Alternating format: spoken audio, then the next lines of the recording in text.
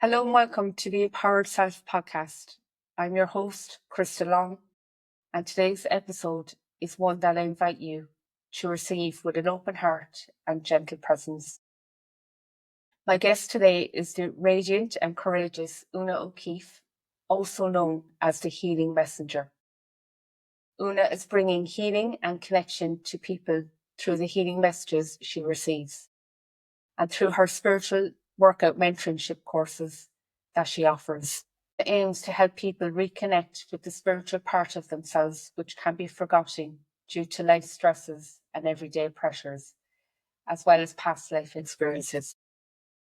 She is, in my book, a truth teller and a brave-hearted soul who has walked the long road from trauma to transformation. This conversation touches on childhood trauma, healing from sexual abuse, spiritual awakening, and the fierce love of a mother who chose to break a generational cycle of pain. Let's begin by arriving fully into this space.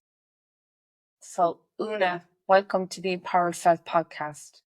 Let's start where you are today.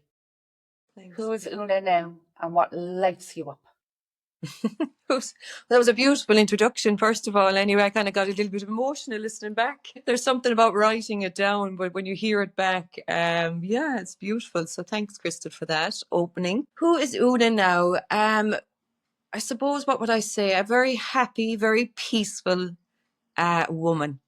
You know, I wake up every morning and I really do put my hand on my heart and I give thanks every single day, Crystal.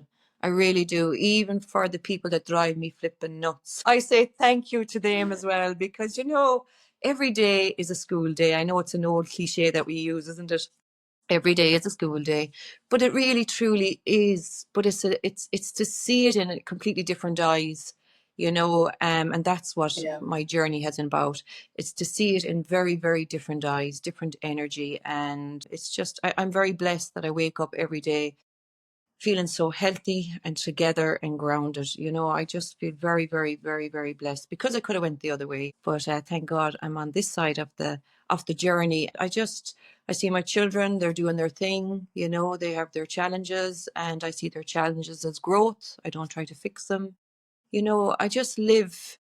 I suppose sometimes people say to me, you don't live in the real world, but I most certainly do live in the real world. I can tell you the real world is out there, but I suppose it's what kind of a real world is it, you know, for you? It's whatever eyes that you open up in the morning to, that can be your real world. And I just see it as being very grateful. It's a mucky grey day out there and everyone is giving out about the weather. I'm just back from holidays, but do you know what? I see Ireland as luscious and green and such colour, and the flowers are blooming because we get so much weather and so much wet weather. And when we go on holidays, we're given out about it's too hot. All the people that I was sitting beside on the beach, it's too hot, it's too this, it's too that. So I don't know if we ever are happy as human beings, but it's to see it in eyes of absolute. We're very blessed. It's only when you look around at other people and what they don't have, you know. Yeah. So anyway, yeah. So you describe yourself as the healing messenger. Tell us about your spiritual connection growing up. Oh God. I suppose, you know, I only just thought it was pure natural to have these little entities around me and talking to them all the time. I thought it was very, very natural. I didn't see anything that was wrong with me, to be honest. I loved my own company because I never felt I was on my own, if that makes sense to you. I woke up every morning and I was always talking to energy that was around me and I could hear them talking back. So I never felt alone. So I've always had them. So I don't know what it's like not to have these energies of these entities and these beautiful energy around me. So I've always been connected very spiritually. Like I love nothing more as a little girl, just walking around the roads. I love very connected with the animals, very connected with nature. I would get lost in nature a lot as a child. It was my coping mechanism. Was just to get out of the house and be in the crags, as I used to call them. Crags, to anyone that doesn't know them, is a term that we used to use growing up for, you know, there was a kind of overgrown trees at the back of one of our houses where we lived. And I used to be in there listening to the birds, listening and talking away to my guides, I suppose. So I've always been spiritual, Crystal, you know, always.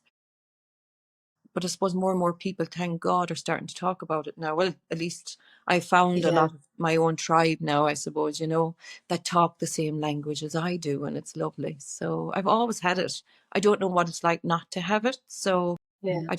I know I lost it on my way when I became a teenager, right? I lost that because I found addiction instead of my guides.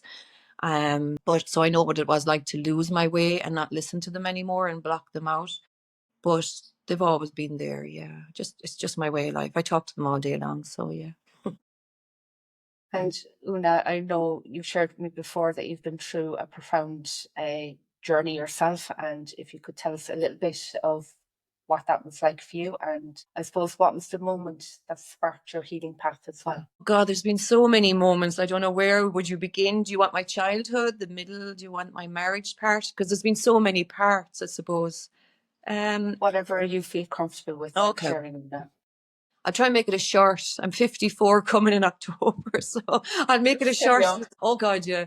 Oh God, yeah. I feel younger than I ever did, even in my 30s, I'll be honest. But I try and make it as short as I can, Crystal, because I only speak about my story. I come on social media, as I say, is to always help people. And it's not to say poor me or pity or any of that stuff. I don't do that stuff. I've done all my healing, and it's really to help other people, empower them. To say that I have been a face of sexual abuse by my father from a very young age. From the age I can remember, I went back as far as 8 in my healing journey.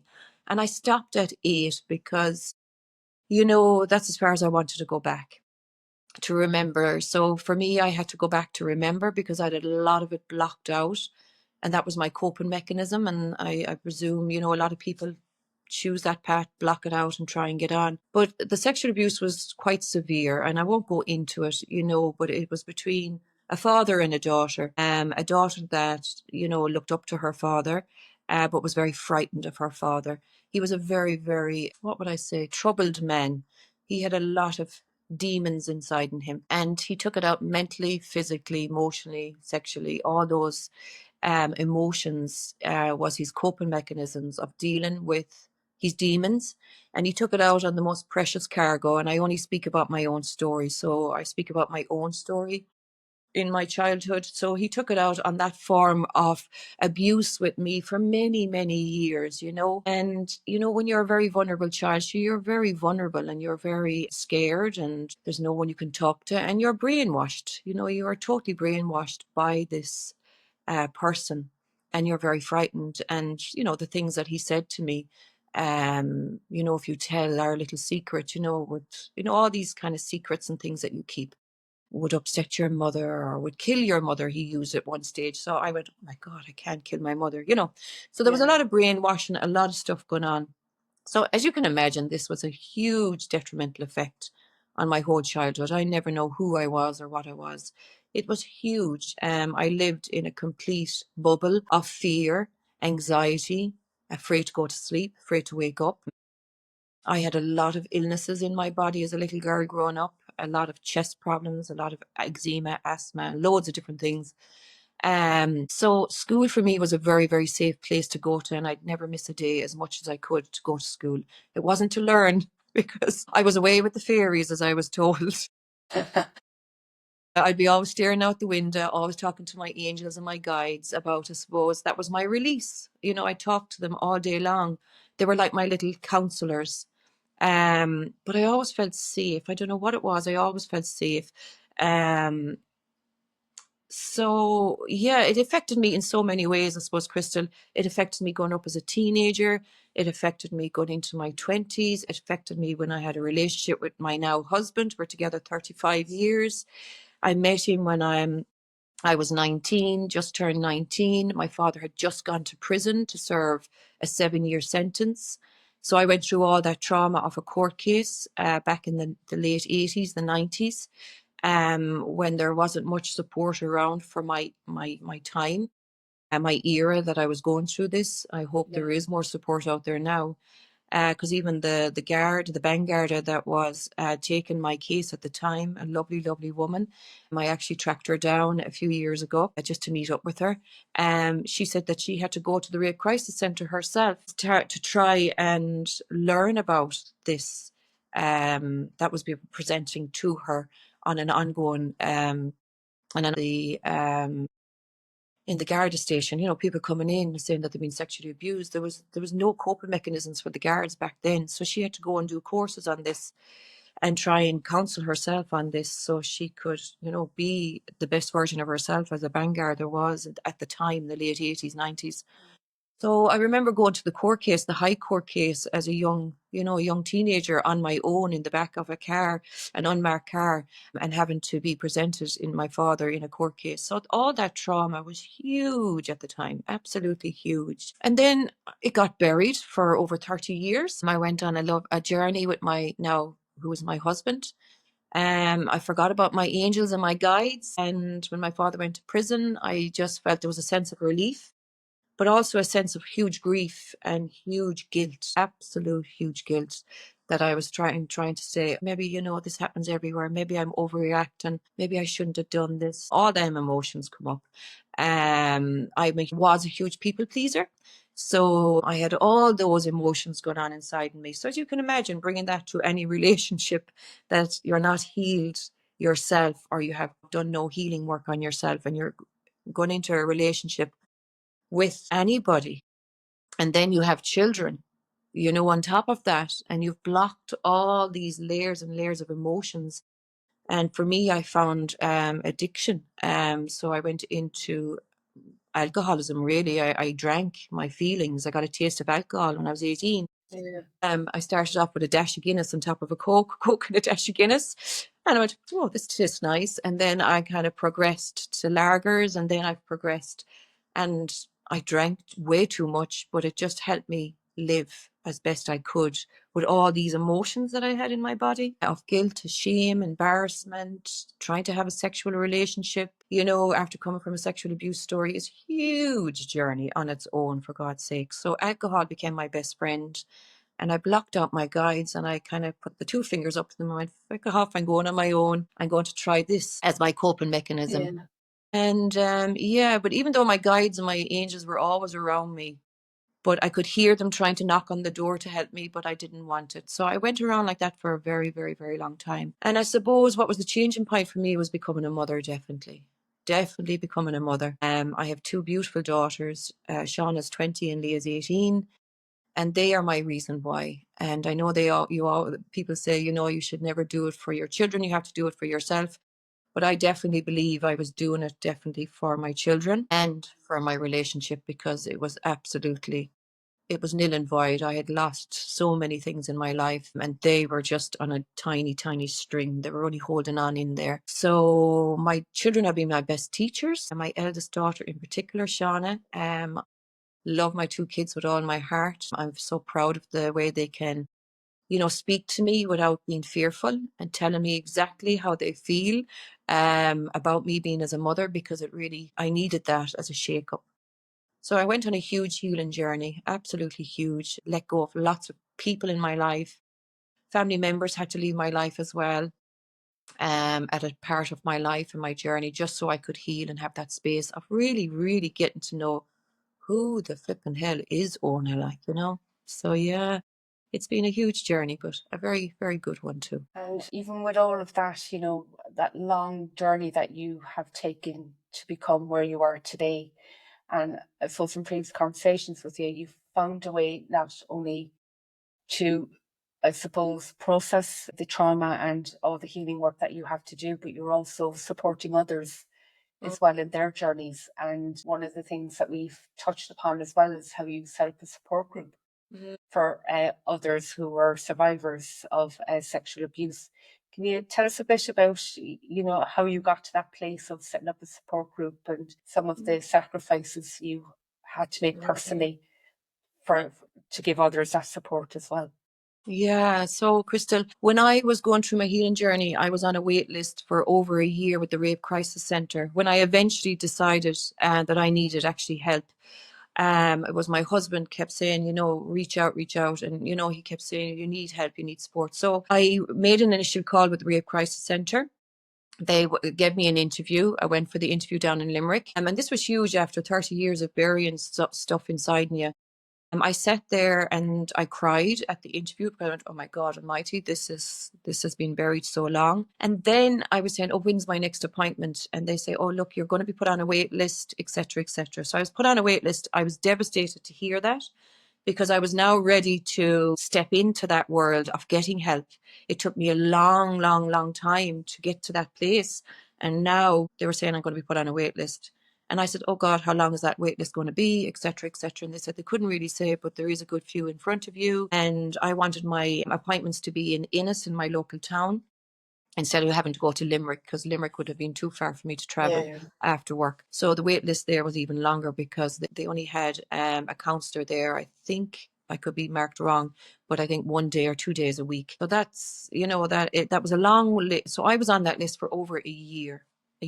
And again, I gave up hope, but I went back, I got my appointments after the year, but I was in a right mess. I was even more in a complete mess. I was drinking way too much at this stage. I was trying to hold down my job. I was trying to be a mother the best I could, but all these emotions were coming up. Felt very suicidal, I'll be honest, Crystal. I felt that I wanted to just end it all. And it was just detrimental for my children, my husband, to see me drinking so much and trying to cope in life and put on all these masks while I was waiting. Every day I was waiting for that call that I might be seen. Now I did go in between getting counselling myself, pay for it. And I went for a lot of healing, like acupuncture and stuff like that, because I didn't really want to go down the road of medicating myself, because the doctors wanted to put me on lots of medication because I had lots of illnesses in my body. I had fibromyalgia, which is a really chronic pain every day to live with. So, trying to make a long story short, I went for counselling 1 hour a week is what I was given. And that 1 hour flew, as you can imagine. I had so much to say and so much to heal. And I used to always say to my counsellor, is there any support group I could go to?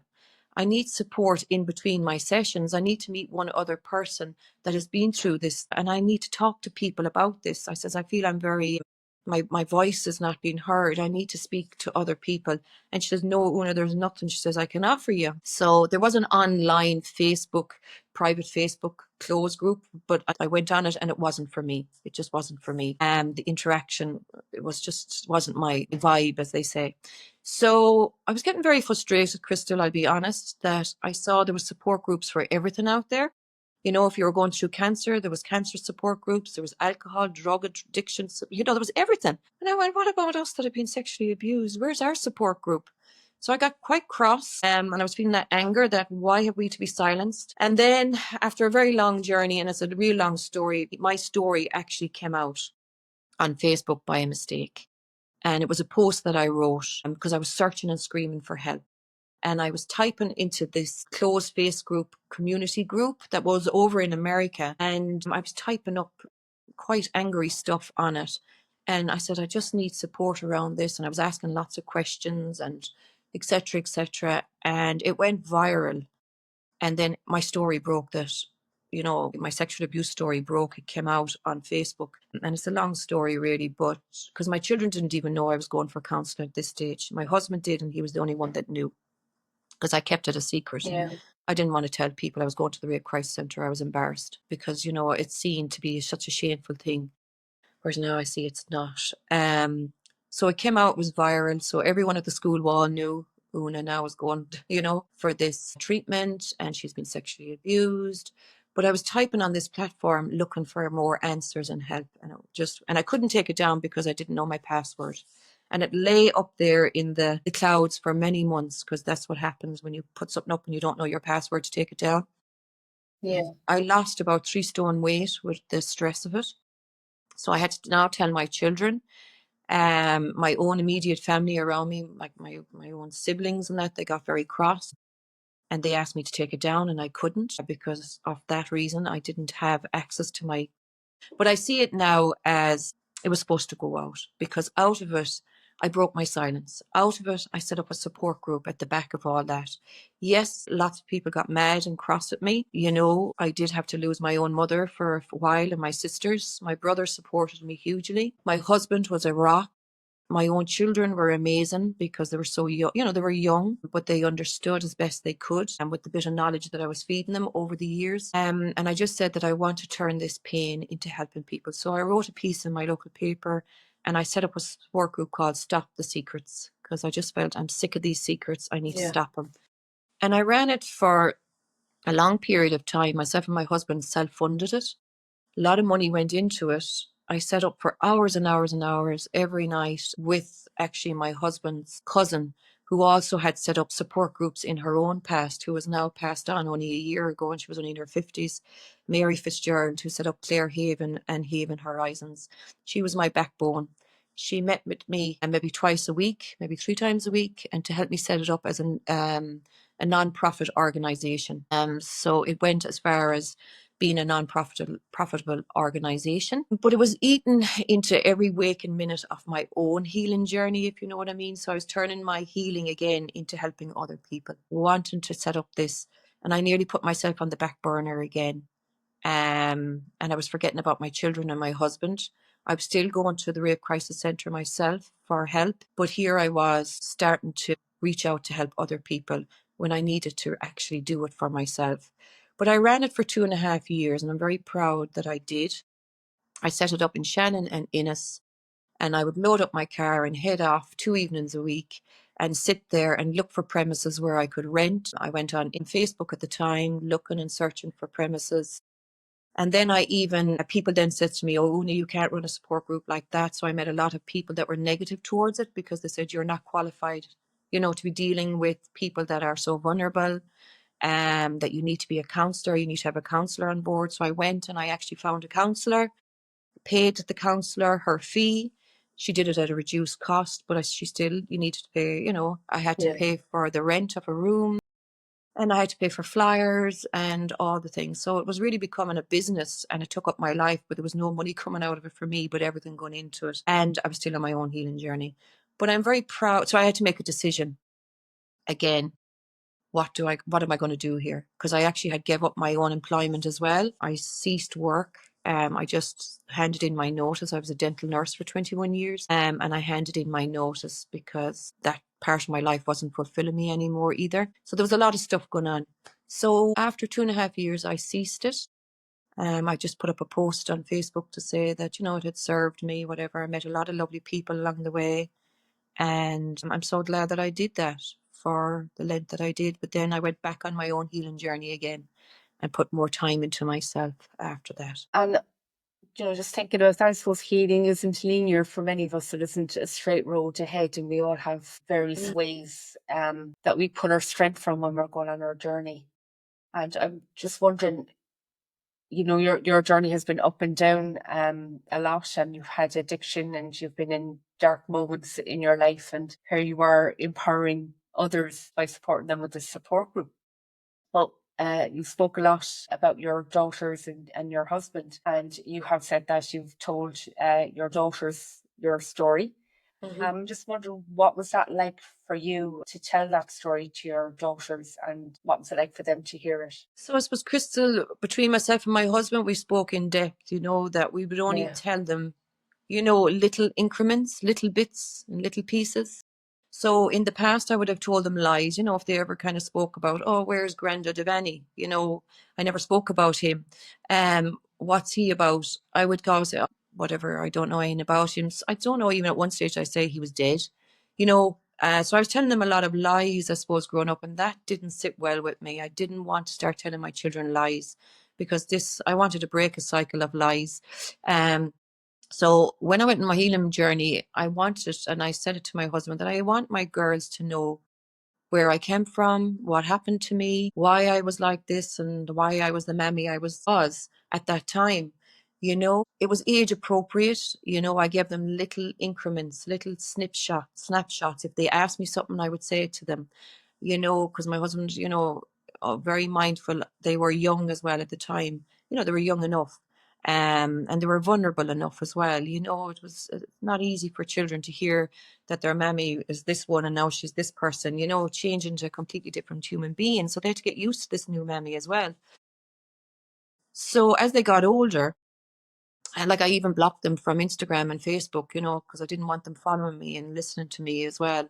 I wanted just to have as normal enough life as I could, because outside my life was so chaotic and so up in a heap, and it was very unpredictable, and there was a lot of stuff going on and a lot of pain going on, and a lot of upset going on. So I wanted to try and keep our home life as normal as I could, while I was going on my journey. But now they're 20 and 18, and the last, I suppose, even 2 years, I suppose, they've, I've been telling them lots more. So they know practically everything, really. I don't know how they feel, really. They listen. They don't say much. They are teenagers, they're young. I always tell them the truth as best I can. Um, and it's to help them. And I want them to see me as a mother that has turned her pain into helping other people, that keeping secrets is not the way forward. We have to speak our truth, and it's not to be embarrassed about our past, it's to embrace it. And that's what I want to empower my children with. I mightn't leave them with much, but I want to leave them with to be strong individual women, really strong individual women, and not let society tell them how to do things.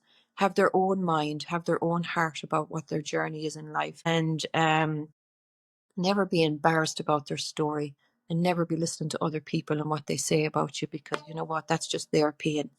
So I hope that I empower them going forward, with all the different things that I'm going to do in my life, that I am doing, that I have done. I just hope to leave a legacy of really, really, that they'll be proud of their mammy, and that I didn't turn to addiction, because so many people do turn to addiction, have lost their life through suicide, and have brought their stories with them to the next world, because they were so embarrassed about their past and about their story. So I'm hoping to be a face for people. And when I come on social media, I don't talk much about my sexual abuse story. I know that is possibly who I am, and it's not who I am now. It was what I was. But if anyone asks me about my past, I have no bother speaking about it. But now it's all about healing, healing from your past, owning your story, empowering yourself, not to be embarrassed. Let go of people that are dragging you down if they don't want you to speak your truth. I had to do that, and I had to do that with my own family at times. Um, and I know there's a book in me, and that is going to go out to the world to help people. It's not to hurt people, but it's to help and empower. So I hope my children, I know they do. I know that they see it as that way. I know they do. Just listening and watching you talk about your story, it's so inspiring, Una, to see where you're at today in your life, considering how far you've traveled in your journey from the sexual abuse. And there's not many people, as you say, that would get to this part of healing in their life where they're in a better place. And, it's very hard for a lot of people to go from surviving to thriving in their lives. And I'm just wondering, those people that are still hanging on, that are surviving, what would you say to them to help them to move into more place where they can start to thrive in life? Or what helped you? Yeah, what helped me? Well, what I could say to people, because I always go back to what I was like. And when you're carrying around lots of masks, and you're hiding behind alcohol and addiction, and you're putting on all these masks all the time, it's to let go of the mask and really show the real authentic self. The real true you. Own your story. Don't feel that your story is, what would I say? Don't feel that your story is disempowering, because it's very powering. We all have a story. We all have a book in us. Every one of us have. And it's not to take that story with you to the grave, or to let it absolutely kill you as well. So take off the masks, reach out, and definitely ask for help.